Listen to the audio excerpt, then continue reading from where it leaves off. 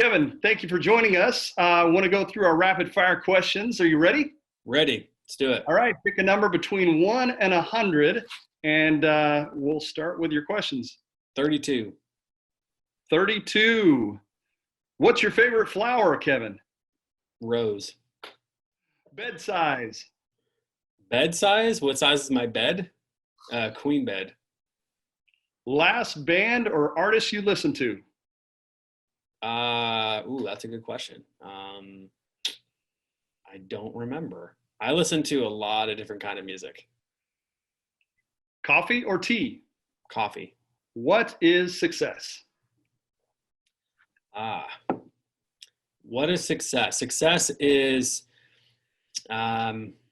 really being passionate about what you're doing and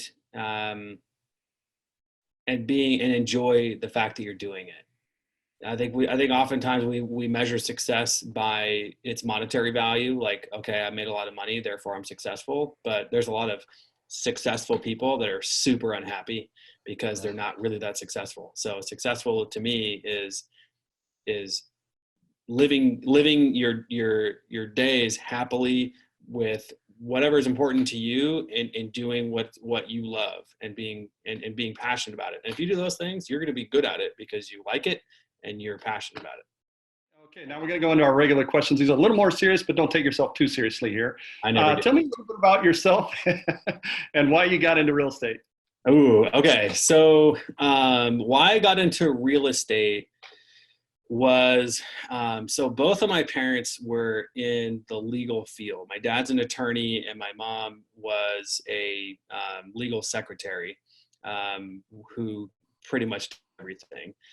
And so either family dinner discussions were either about law or about real estate because they were both, especially my dad, investors early on when I was a kid. I used to help turn tenants over in rental properties and stuff and paint walls, barely walking, and I'm helping out. So I just always felt like that was just part of the deal, with me. And it was always dinner conversation around real estate and if it wasn't law stuff.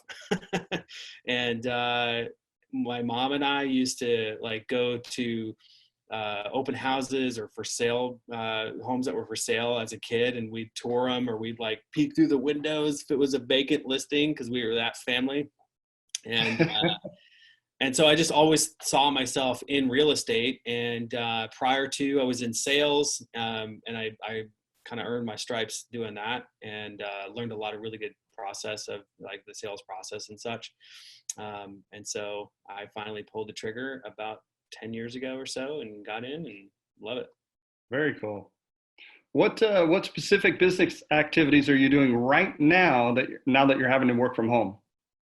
So Zoom has become a big part of my life. And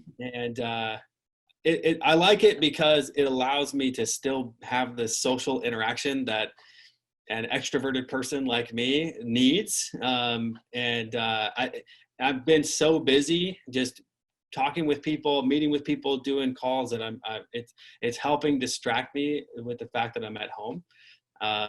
And so I don't feel like that social trap. I don't feel it at all because this is really allowing me to stay connected with people, and used it for personal reasons as well, just with family and stuff. So yeah. It's been good. That's mostly what I've been doing with business, because my business is meeting and coaching and just helping any way that I can. So that's what I've been doing. Awesome. What's going really well for you right now? That. Really, I mean, that's what I would say is just what's going well is staying connected. And I would say the trainings that you and I and Bergen and Lucinda are doing are well attended. In some cases more attended than what we're doing live, just because it's easy to jump on. So I would say that we as a team have embraced this whole virtual thing well, and of course the agents have too by coming on and participating. So yeah. That's definitely going well. What's been your biggest struggle or struggles over the last several weeks with all this change? It's hard to really say something's been a struggle. I don't really feel like I'm struggling with anything necessarily, but I would say what I think everybody's kind of going through is the cabin fever kind of feeling, and Yeah. the lack of having in-person social stuff. But again, with all the virtual things that we're doing, I'm not really feeling it as much as I probably would be if this were happened, 15 years ago, or even 10 years ago, or some cases 5 years ago, or yesterday. If we didn't have all of these tools that we have now, I think I would be feeling it, struggling with it more, because we wouldn't have all the Yeah. Zoom calls and all of that. So, I mean, I think that's probably the biggest thing for everybody, but it's not as big a thing as it would be. Mhm. So last question is, how long have you been with Coldwell Banker, and why Coldwell Banker? So, this is technically my second stint with Coldwell Banker. I was with Coldwell Banker NRT, which is the corporately owned and operated Coldwell in Denver, Colorado. And I was there about 5 years ago. And then I was still with NRT, but not Coldwell Banker, up until October of last year is when I joined here. One of the biggest reasons I ended up leaving that former company is because they sold it. So that kind of goes with it.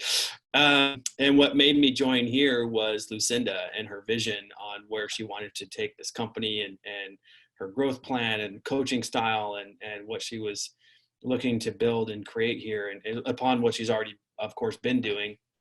And so I just felt like it was a really good fit. I'm happy to be here. Awesome. Kevin, thank you so much for being with us today.